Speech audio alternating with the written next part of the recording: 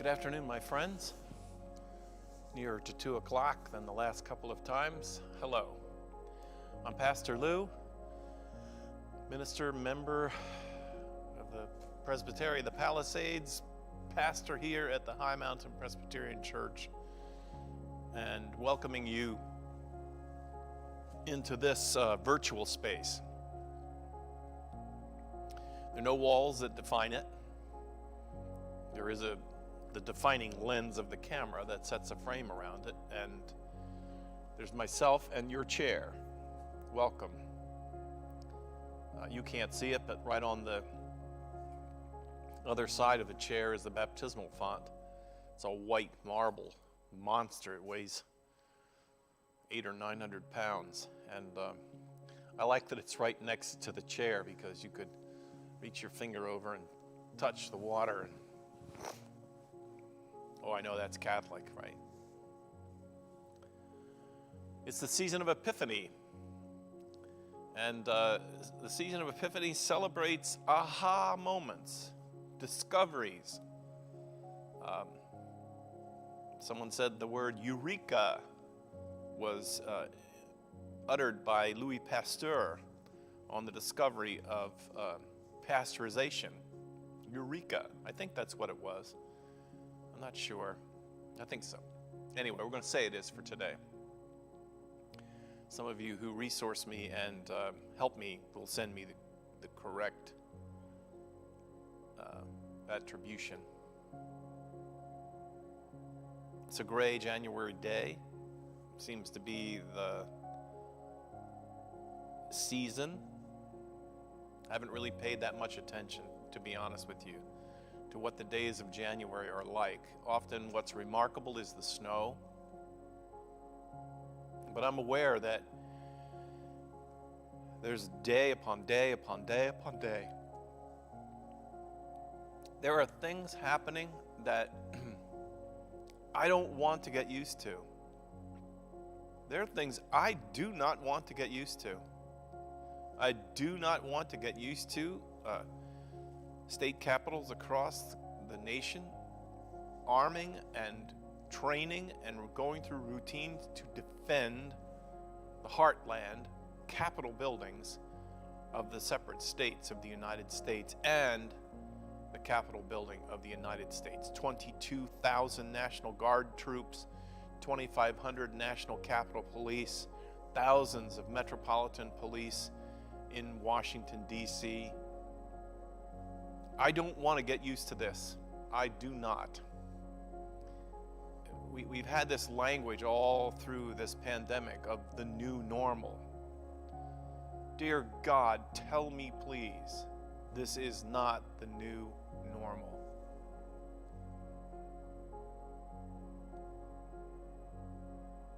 So, in the season of Epiphany, we try to give witness to aha. It makes me very happy, I'm going to tell you this, that both in the Bible study on Wednesday and in the sermon on Sunday, this has been a bountiful week of things that I can say to you, wow, I never knew that, or I never saw that insight. I never saw the connection between this and that. And I celebrate discovering it. You know, I'm like a little child who, has been told about the day off of school. Whew. There's my yawn.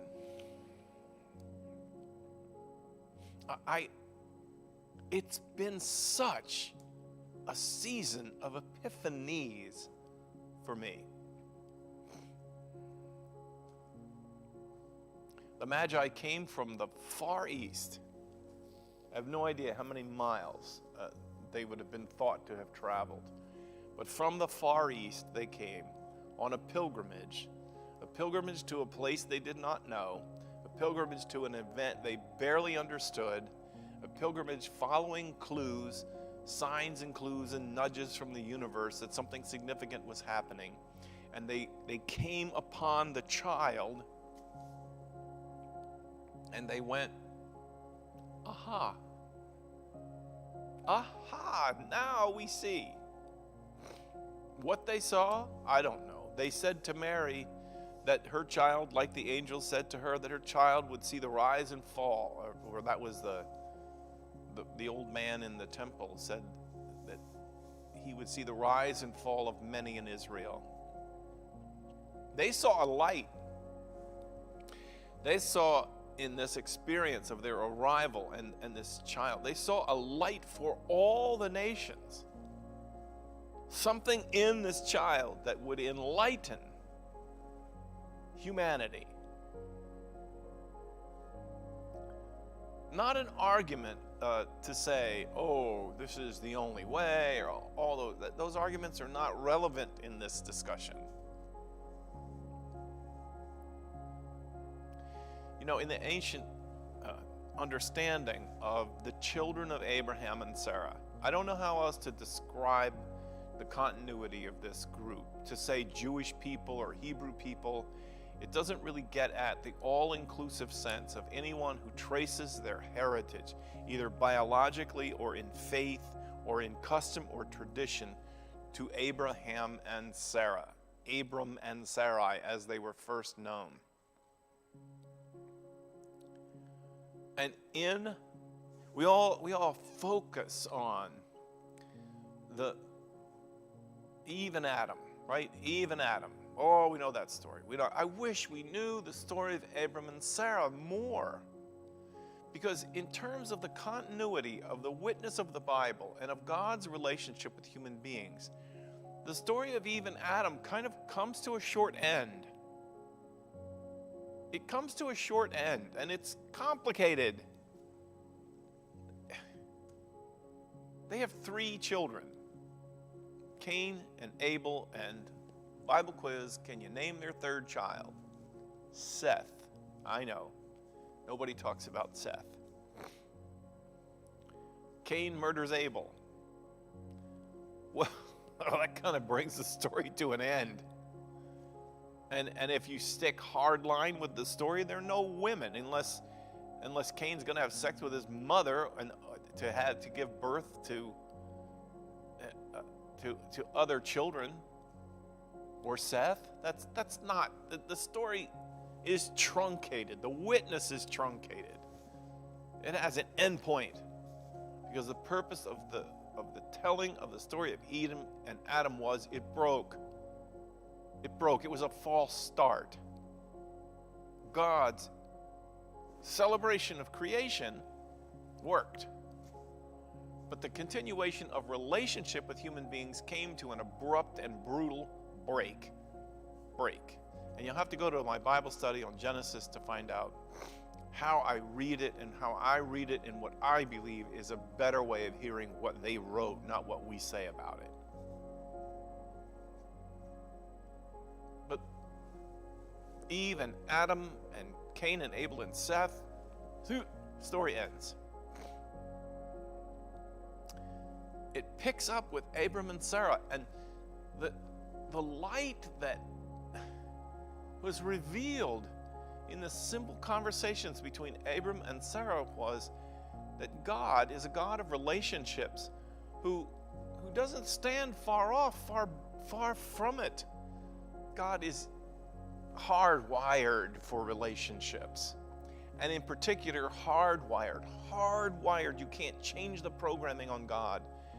God is hardwired for relationships with human beings, and human beings are hardwired for relationship with God. It's how we are made. And so at the beginning of the story of Abram and Sarah, God comes to them. They were just, I don't know what their qualifications were.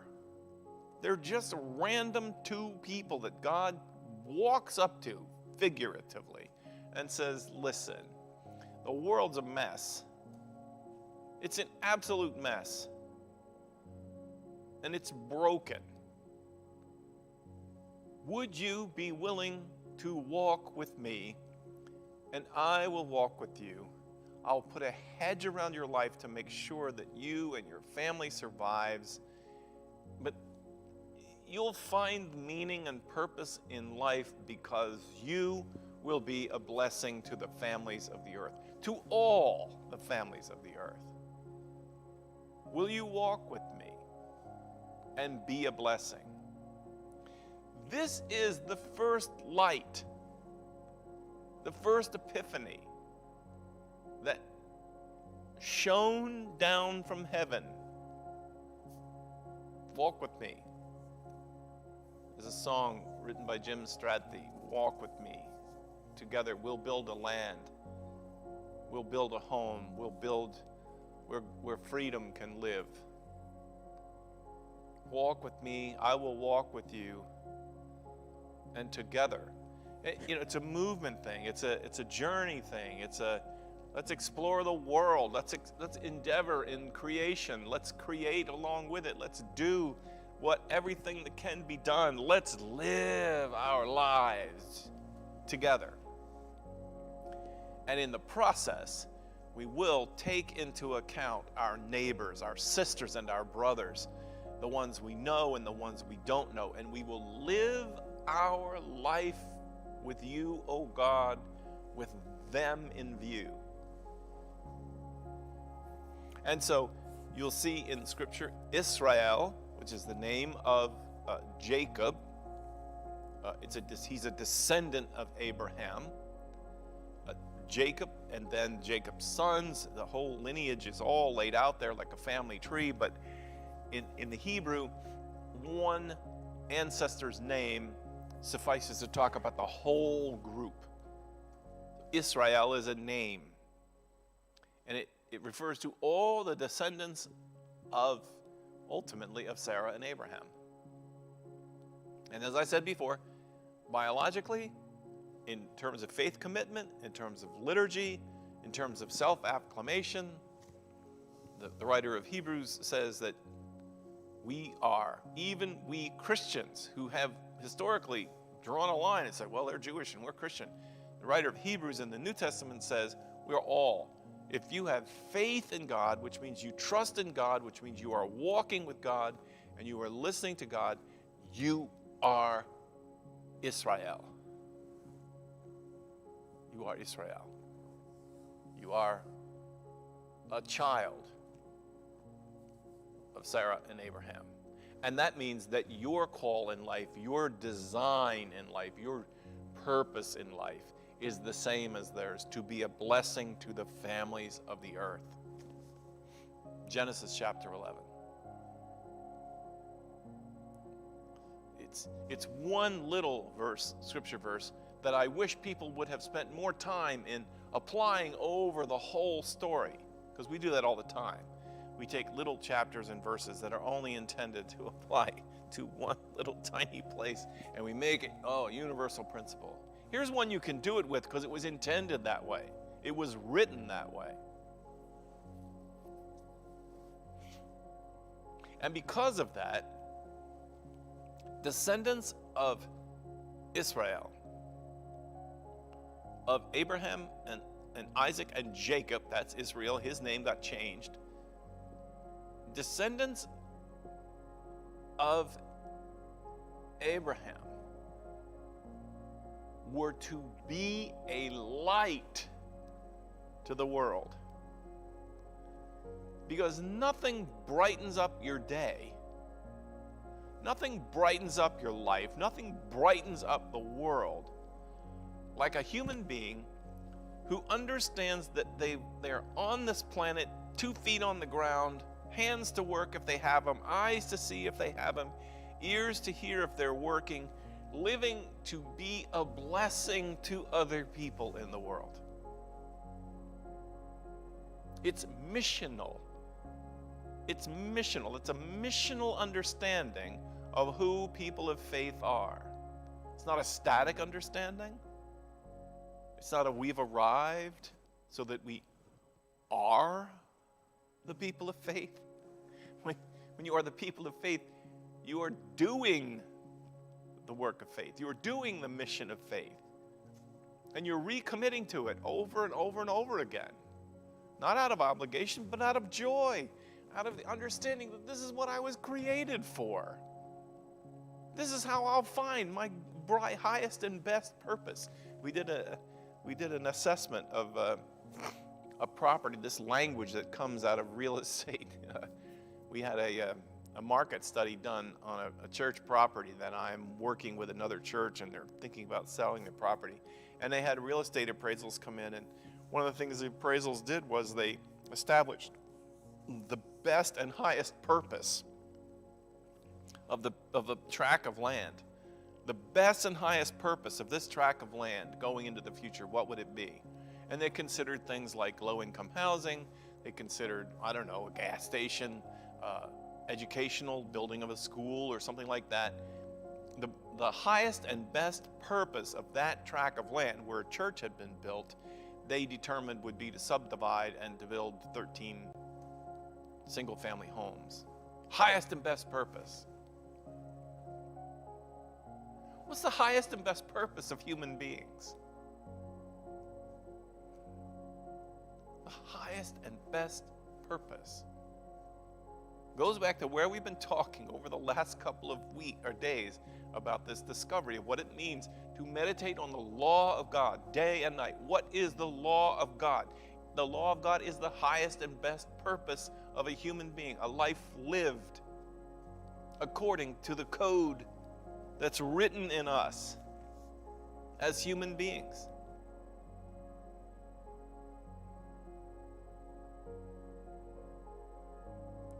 Some of that code, I think, actually exists in the animal world too. You see animals of one species adopt an infant of another species and take them in and raise them. You see it. I can't even name for you all of the marvelous examples we have seen that this characteristic of living with the well-being of another in mind is across the board in the fabric of this creation.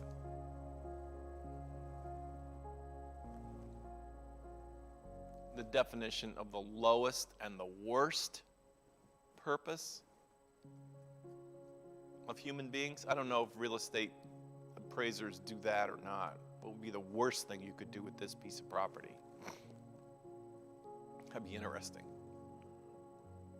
The worst thing you can do with a human life is live it serving only for the individual ends and purposes of that particular human.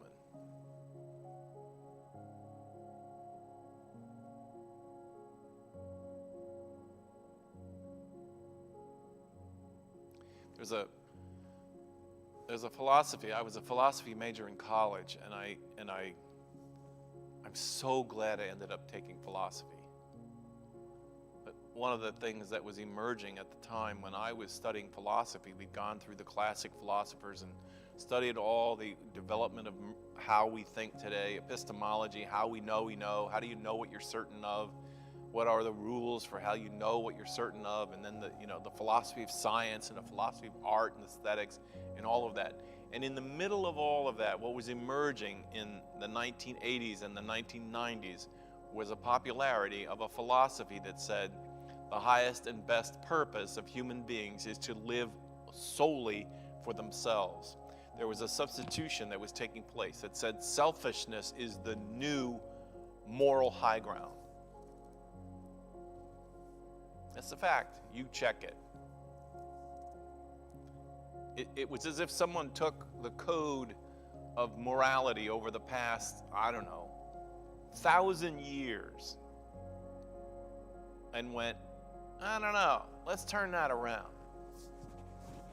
And the thinking of it began to be very sophisticatedly developed. What's good for the goose is good for the gander, right? Whatever's good for me. What's good for me first.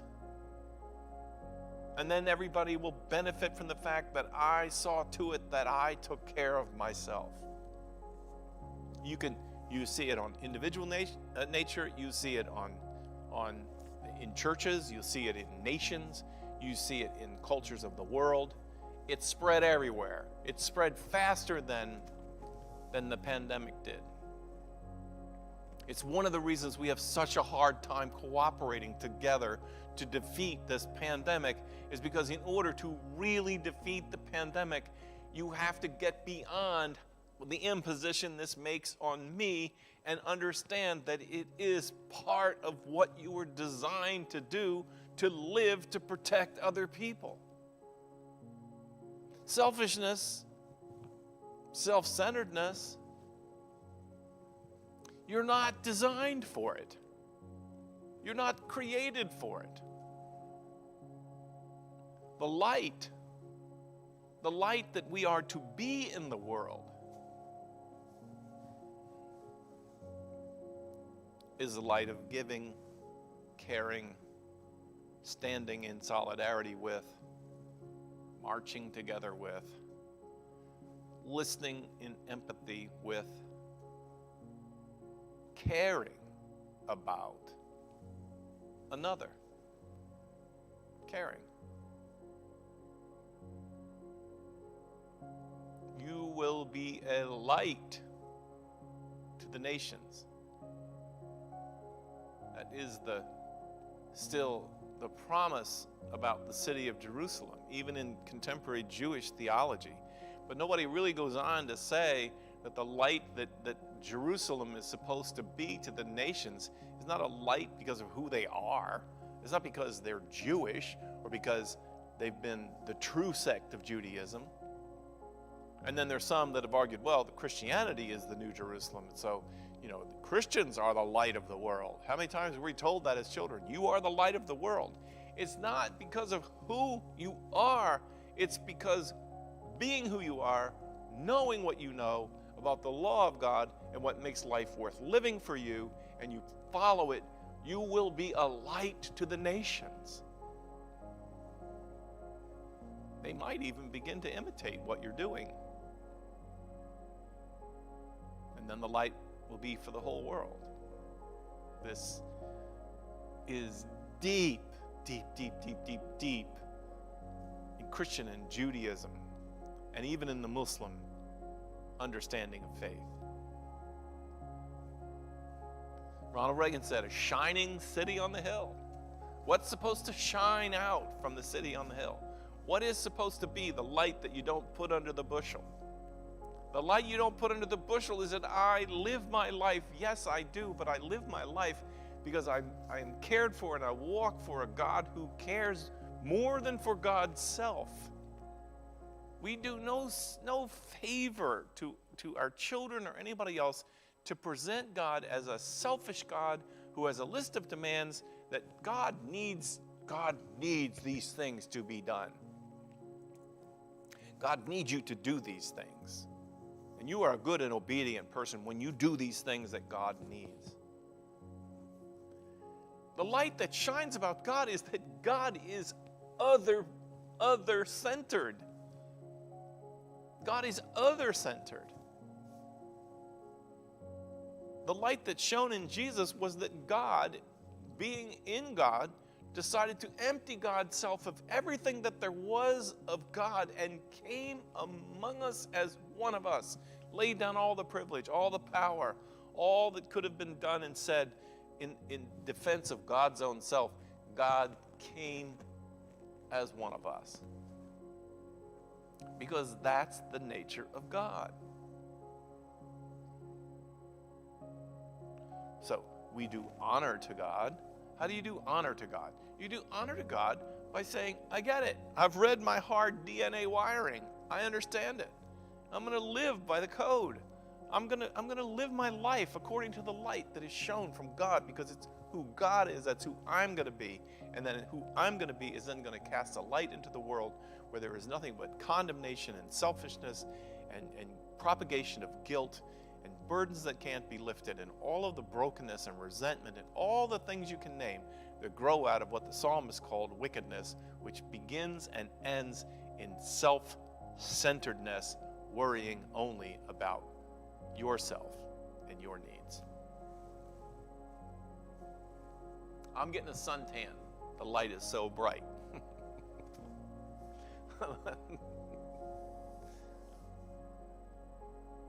Well, that's my chat for today, my friends. I'm not even sure I asked you how you are. I don't know how you are. I had a good week. I had a good week of discovery, of listening, of study, and reading and praying and meditating. I hope it stays with me. I hope it's connecting for you. Some of you have written comments that say, "Hey, Pastor Lou, thanks. I'm right with you. I'm listening. I'm getting it." So I appreciate that. But along the way, let's keep looking for the light, shall we? Let's keep talking to each other about how we become brighter spots on these dark days. And through that process, let us shine the light of love and majesty on who God is and the incredibleness of the God who created the world, created us, and now walks with us in relationships. Okay, my friends, that'll have to do for today. Wow, I got on a roll. Sunday morning at 10:30. Monday is Martin Luther King Jr.'s holiday, remembering a great light in the world who gave his life for others, that we might have life, in some ways in the same model of Jesus. I wish for you and for me a good, safe weekend. My prayers are there in deep compassion for the enormous number of people whose stories are getting lost in the crowd of how many people are dying of COVID. Young, old. God, speed the work of the vaccine. I don't have mine yet. I'll get it as soon as I can, and I'll post a picture as soon as they let me. And I hope you'll do the same. God bless you, my friends. And God bless you so that you can continue to be an epiphany to others in the world.